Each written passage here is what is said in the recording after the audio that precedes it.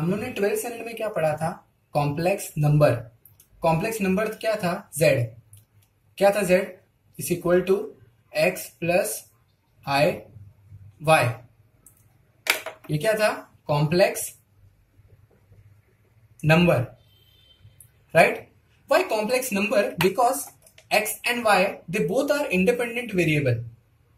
Now this time we don't study complex number, we will study complex variable.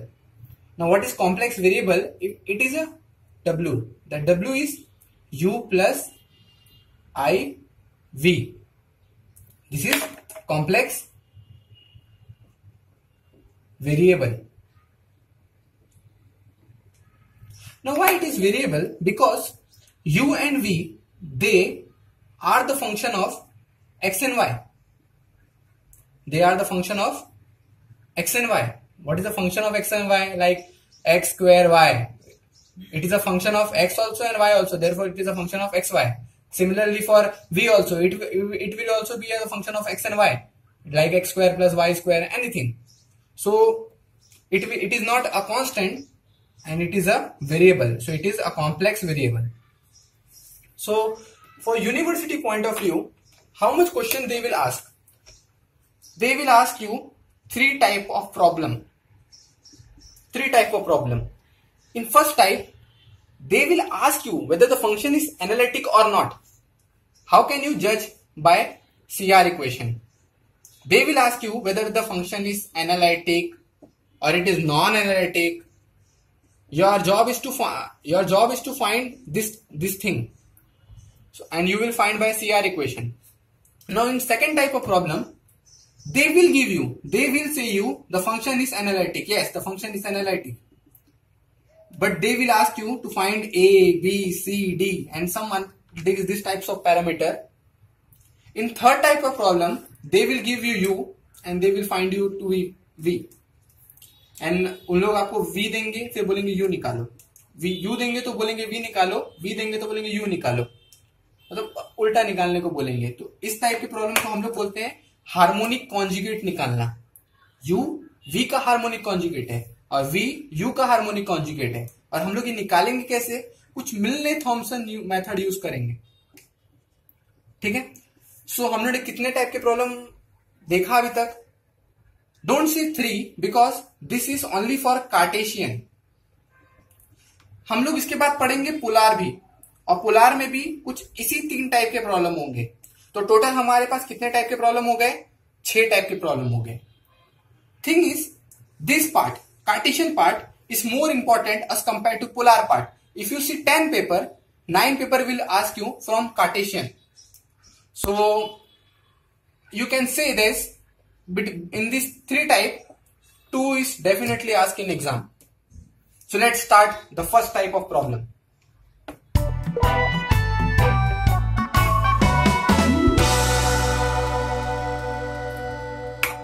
So they will give you W. Now they may give you W in terms of U plus IV. They may also give you in terms of Z also. These are the 2 ways of giving W, complex variable. Now they will ask you this function, this W, this complex variable may be analytic, may not be analytic.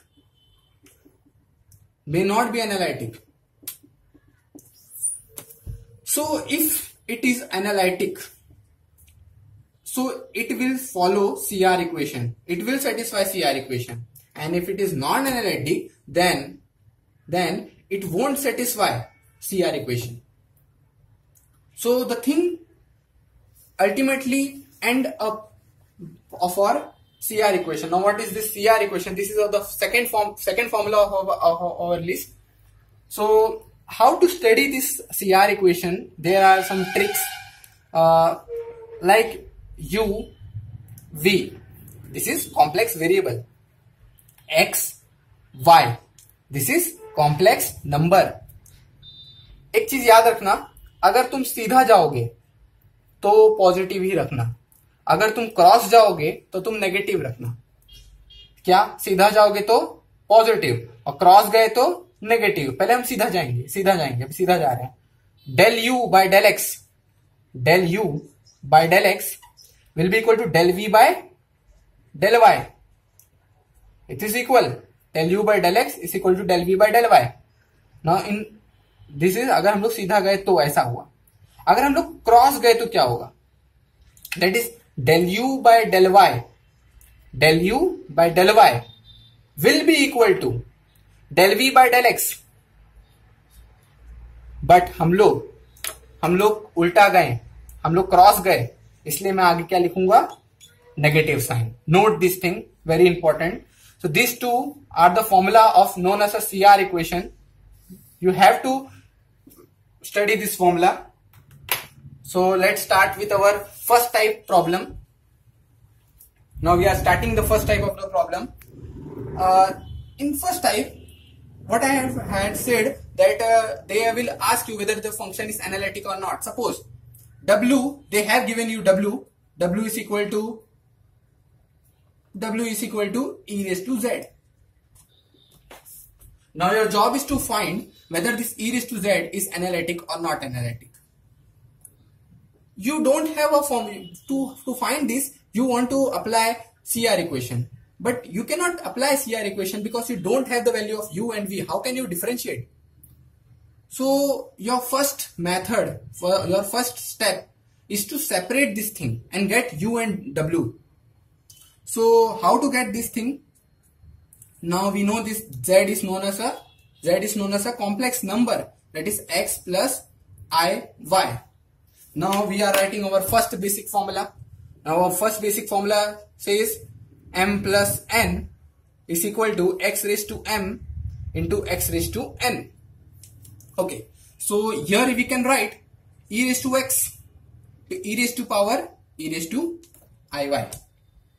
Now we are writing our second basic formula, that e raised to power I theta is equal to cos theta plus I sin theta. This formula is known as a De Morgan theorem. Note this thing. De Morgan theorem. Okay. So you can say e raised to I, instead of theta you can write y also. So you can write cos y plus I sin y. Okay, so just separate it. E raised to x cos y plus I e raised to x into sin y. Now student, note this 5 step which we had done is known as a separation process. What we had done, we have separated real part. This is known as a real part. You cannot see any I in this term.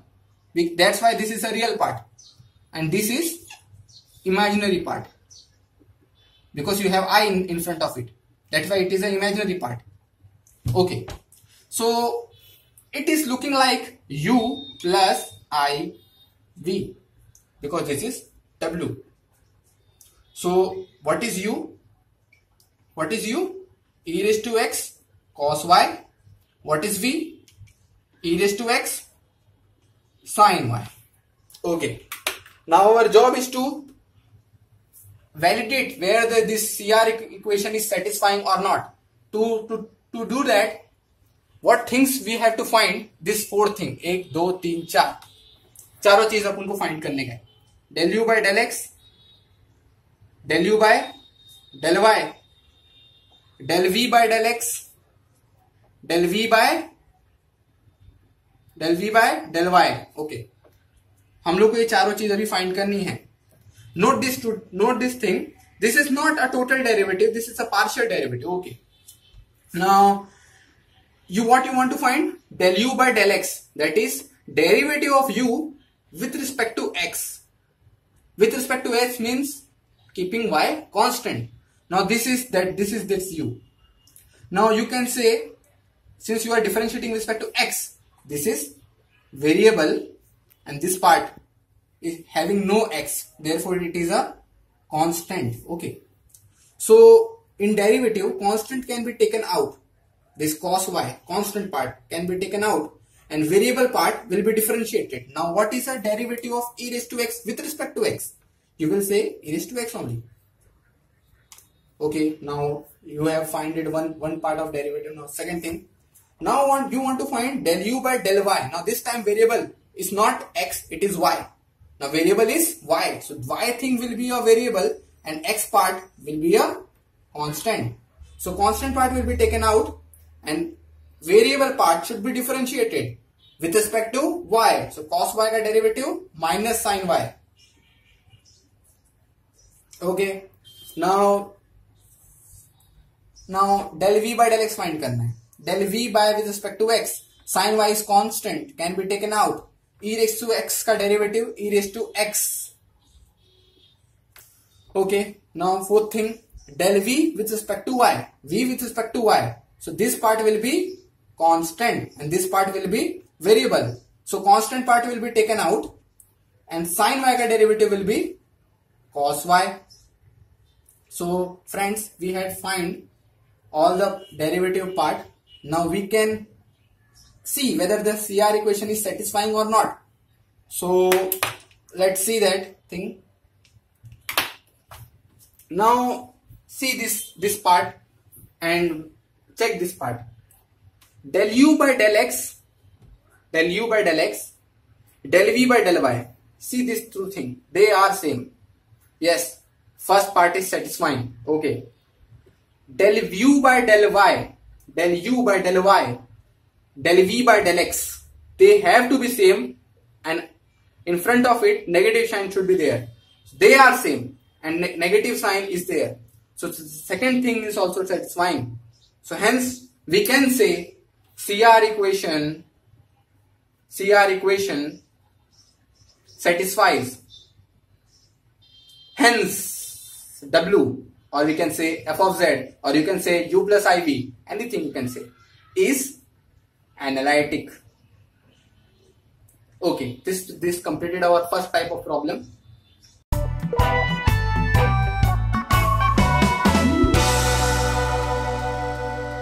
तो अभी हम लोग type 2 problem सीखने जा रहे हैं. Type 1 हम लोग ने खत्म किया. जैसे कि मैंने बताया था टाइप 2 प्रॉब्लम में कैसा होगा problem. If is analytic, they will save you. वो लोग आपको सामने से देंगे कि फंक्शन एनालिटिक है और तुमको कुछ चीजें फाइंड करने को बोलेंगे, कुछ पैरामीटर्स एबीसीडी फाइंड करने को बोलेंगे. तो क्या दिया हुआ है, एफ ऑफ जेड तुमको सामने से दिया हुआ है और बोला है कि ये एनालिटिक है. एफ ऑफ जेड मतलब it is nothing but W, complex variable. Okay, so W दिया हुआ है. अच्छा, डब्ल्यू का फॉर्म क्या होता है, u plus i v. So this part is your u and this part is v, right? So by comparing you can say u is equal to x square plus 2axy plus by square. Okay, and v is equal to cx square plus 2dxy plus y square. So u and v. Okay, अब इन्होंने जैसे कि सामने से बोला है कि since F of Z is analytic, it is given in question, analytic, it is analytic, and since it is analytic CR equation must be satisfied. Okay, so CR equation satisfy मतलब सीआर इक्वेशन कितने type के हम पढ़े हैं. CR equation हम दो type के पढ़े. कैसे पढ़े हैं, इस फॉर्मूले से पढ़े. del u by del x will be equal to del v by del y. del v by del y हम लोग स्ट्रेट गए इसलिए हम पॉजिटिव लिखे. ओके, अब हम क्रॉस जाएंगे. del u by del y will be equal to del v by del x.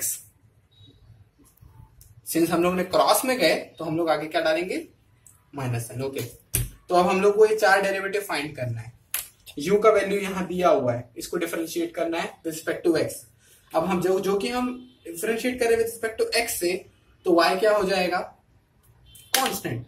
y constant हो जाएगा. इस चीज में देखो y है नहीं, इस चीज में y कांस्टेंट है, a भी कांस्टेंट है, 2 भी कांस्टेंट है. ठीक है, ये पूरा पार्ट कांस्टेंट है. ओके, ठीक है. तो अभी हम लोग डिफरेंशिएट कर रहे हैं. ये इक्वल टू यहाँ पे पहले मैं लिख देता हूं. अब यहाँ del u by del x लिखूंगा, यहाँ del v by del y लिखूंगा। Okay, u with respect to x, x square का डेरिवेटिव क्या होता है 2x, 2ay कांस्टेंट है बाहर निकल गया, 2ay कांस्टेंट है बाहर निकल गया। अब बचा x, x का डेरिवेटिव रिस्पेक्ट टू x क्या आएगा 1। अच्छा इसका क्या डेरिवेटिव होगा, इसका डेरिवेटिव होगा 0, बिकॉज हम डिफरेंशिएट कर रहे हैं विथ रिस्पेक्ट टू x से, और इसमें कोई भी x नहीं है, माने कि ये पूरा का पूरा कांस्टेंट है, तो इसका आगे का हमने लिखेंगे वो 0 ही हो जाएगा। अब del v by del y निकालना है, v with respect to y, इसका derivative with respect to y, इसमें y है ही नहीं, ये पूरा का पूरा 0 हो गया, ये पूरा 0 हो गया, ठीक है।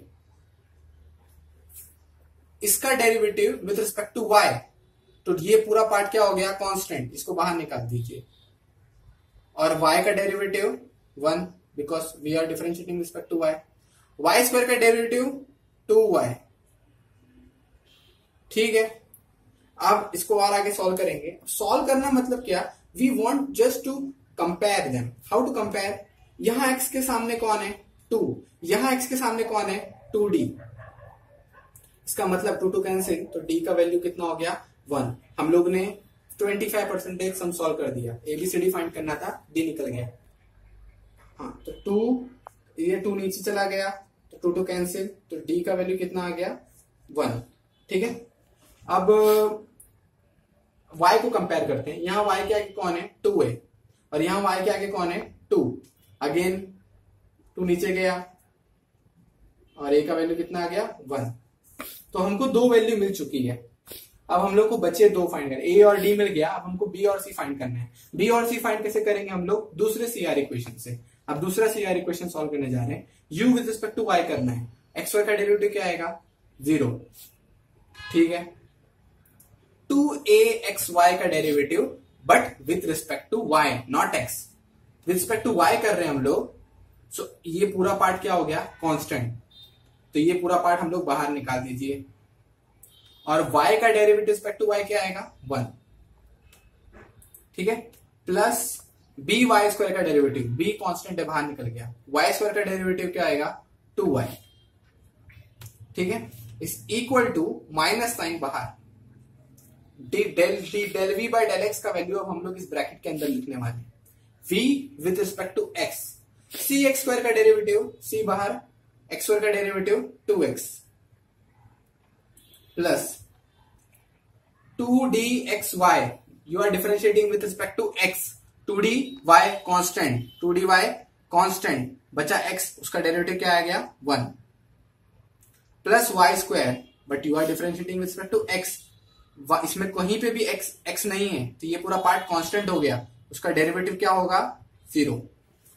अब हम कंपेयर करते हैं, x को कंपेयर करो, x को कंपेयर करो, यहाँ x के साथ कौन है 2 है, यहाँ x के साथ कौन है, डोंट से 2c, से -2c, -2c, ओके। a का वैल्यू यहाँ पे क्या मिला था 1, ये वैल्यू यहाँ पे डालो 1, ठीक है, तो c का वैल्यू कितना आएगा, ठीक है। अब ओके, अब हम लोग y को कंपेयर करते हैं, यहां y के साथ कौन है 2b, यहां y के साथ कौन है -2d, ठीक है, तो b का वैल्यू पुट करो, d का वैल्यू पुट करो 1, तो d का वैल्यू हम लोग ने पुट किया 1, तो b का वैल्यू कितना आ गया -1। तो ऐसे करके हम लोग ने चारों वैल्यू ढूंढ लिया, यही 4 चीज फाइंड करने को बोला था, प्रॉब्लम सॉल्व।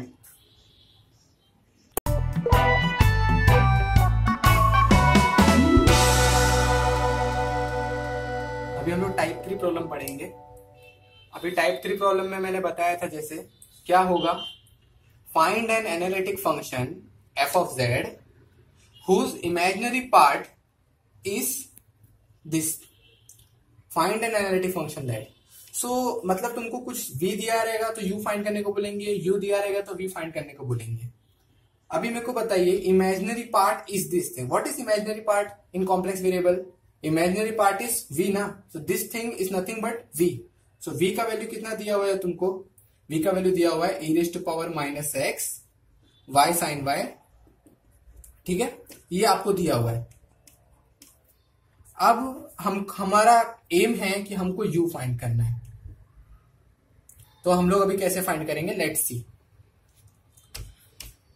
तो इस प्रॉब्लम को सॉल्व करने के लिए हम लोग एक मिलने थॉमसन अप्रोच से सॉल्व करते हैं हम लोग इसको। तो मिलने थॉमसन अप्रोच क्या होता है, let's see. w complex variable is nothing but f of z, right? And what is f of z? u plus iv. Now let's differentiate it. Differentiate किससे करूं, विथ रिस्पेक्ट टू x करूं कि with respect to y करूं? तो तुम इसका answer है कि तुमको जिससे डिफरेंशिएट करना है उससे कर सकते हो, कोई प्रॉब्लम नहीं। मुझको x पसंद है, मैं x से डिफरेंशिएट करूंगा। Let's differentiate with respect to x। अच्छा, डिफरेंशिएट होता है तो मालूम है ना, ये डैश आ जाता है, ओके। तो हम लोग differentiate with respect to x कर रहे हैं दोनों तरफ। यहाँ पे याद रखना है, यहाँ पे बहुत सारे बच्चे मिस्टेक करते हैं, यहाँ x की जगह पे y लिख देते हैं, पर दोनों जगह x ही आएगा कि you are differentiating with respect to x, okay. अब मुझको ये दो वैल्यू चाहिए, हाँ। सो अभी हम लोग differentiate with respect to x कर रहे हैं, okay.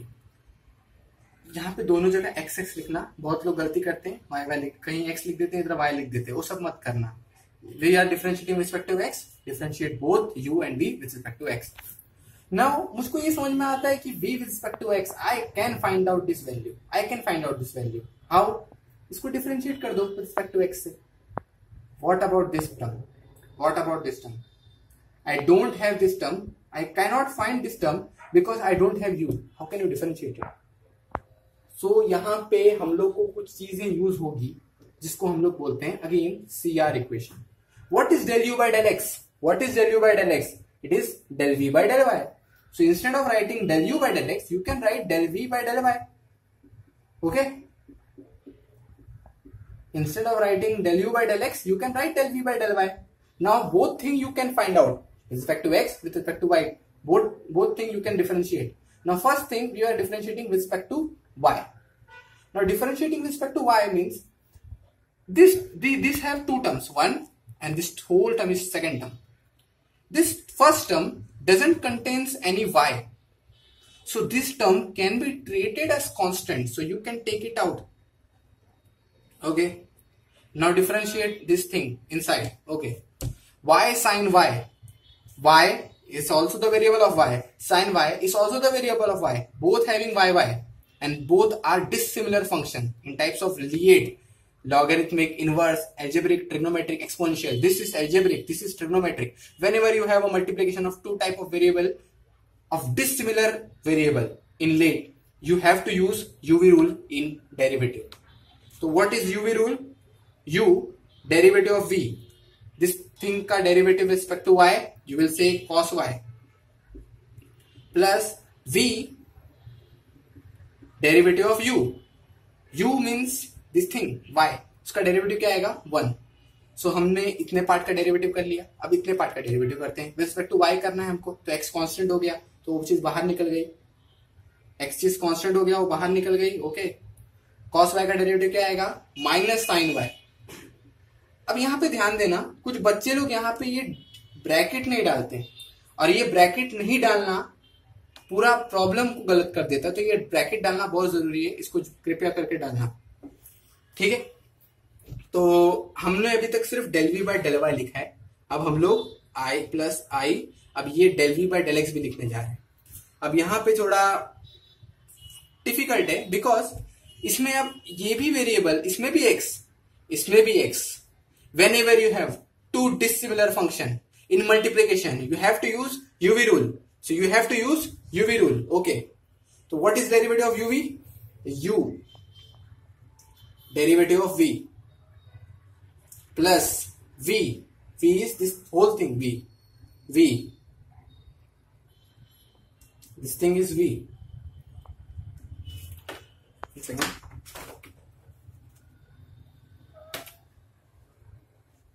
This whole thing is V.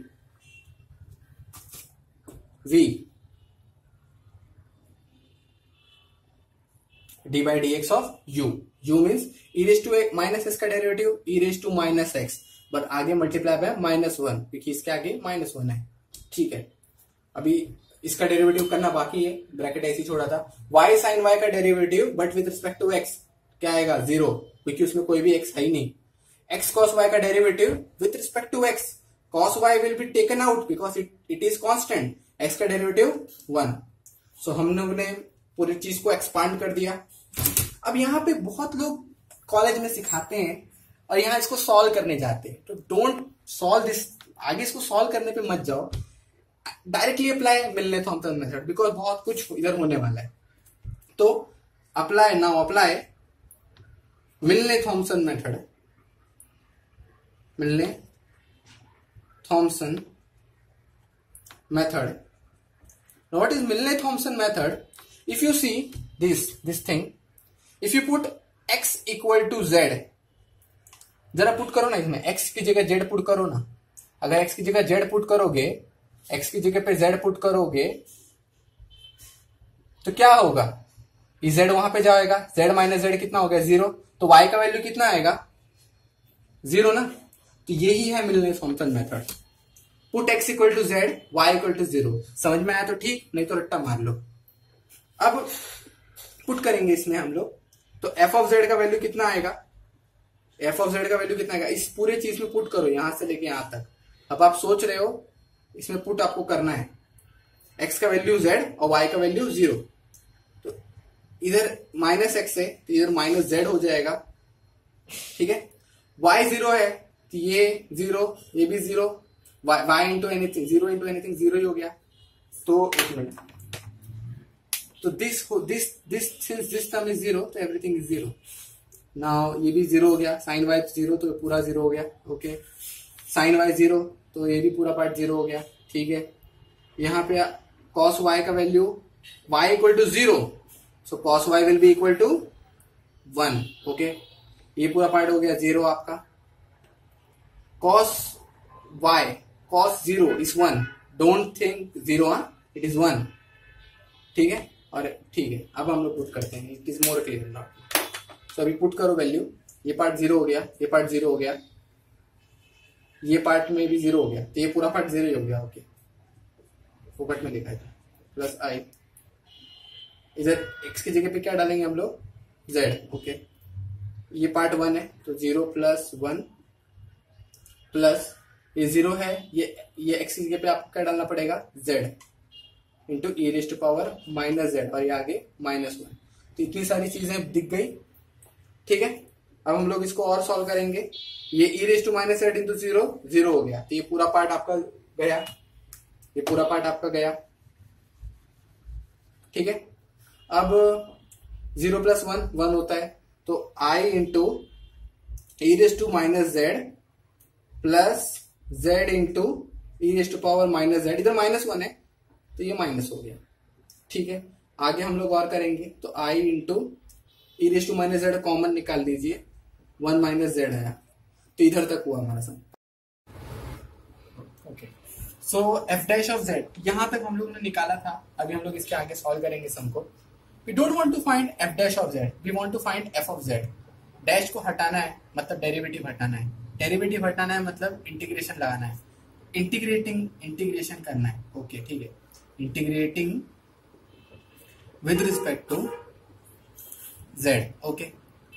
So integration जैसे ही करेंगे हम, ये f ऑफ z, क्या f डैश ऑफ z क्या बन जाएगा f ऑफ z, और ये i कॉमन है, i कांस्टेंट है, सॉरी बाहर निकल गया। अब यहाँ पे हमको इसको इंटीग्रेट करना है, ये पार्ट को हमको इंटीग्रेट करना है, okay.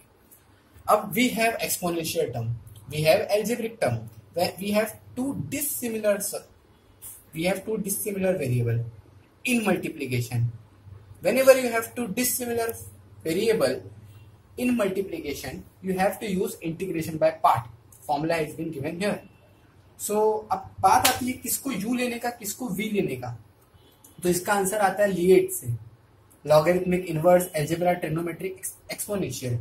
This is exponential, this is algebra. Algebra is coming before your exponent.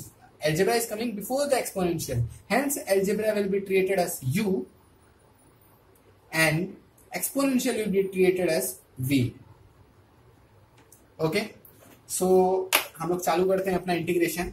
u integration of v, what is u? u is this, so ये हम लोग लिख देंगे पहले, u ऐसे का ऐसे लिखो, integration of v with respect to z, integration of this thing with respect to z, e raise to minus z का integration e raise to minus z ही होगा, आगे z का कोएफिशिएंट कौन है? -1 है, और हम इंटीग्रेट कर रहे हैं इसलिए डिनोमिनेटर में लिखेंगे, अगर डिफरेंशिएट करते तो मल्टीप्लिकेशन में लिखते थे, plus sorry minus integration of du by dx, du by dz, sorry because you have different with respect to z, du by dz, 1 का इंटीग्रेशन क्या आएगा? 0, 1 का डेरिवेटिव क्या आएगा? सॉरी 0, और z का डेरिवेटिव क्या आएगा? 1, बीच में कौन है? माइनस साइन, यहाँ लिखती है, ठीक है। Integration of v with respect to z, v with respect to z, e raise to power minus z upon -1 as earlier, ठीक है। अब जरा यहाँ ध्यान देना, 0 -1 कितना होता है? -1, और इधर भी -1 है, ऊपर भी -1 नीचे भी -1, तो ये क्या हो सकता है? कैंसिल, ये हो सकता है कैंसिल, तो बचा क्या? सिर्फ e raise to power minus z, e raise to minus z का इंटीग्रेशन अगेन क्या आएगा? e raise to power minus z upon -1, यहाँ पे माइनस की साइन है, e raise to power minus z upon -1, 1 minus z, और यहाँ पे आगे कौन है? i, ठीक है। यहां तक हुआ अपना।